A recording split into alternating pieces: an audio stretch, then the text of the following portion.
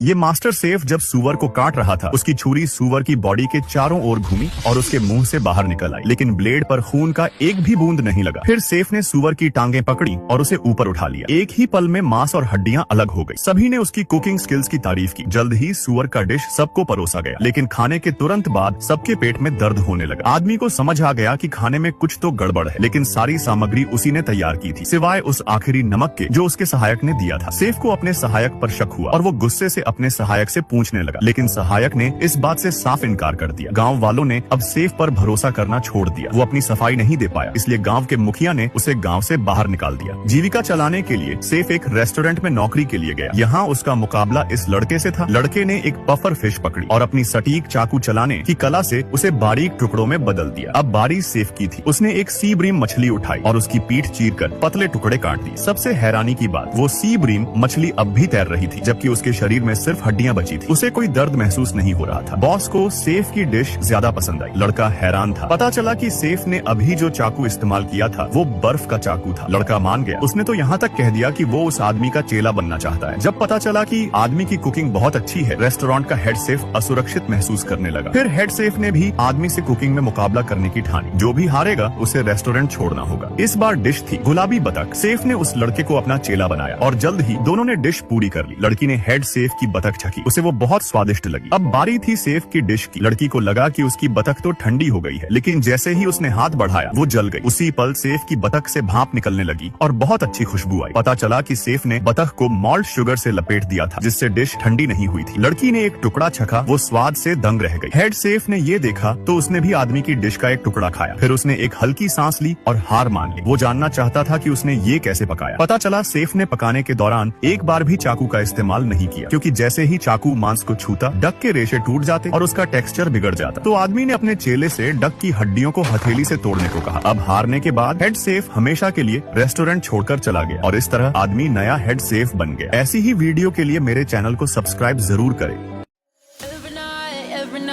Every night are we paradise seems so far away. Still I try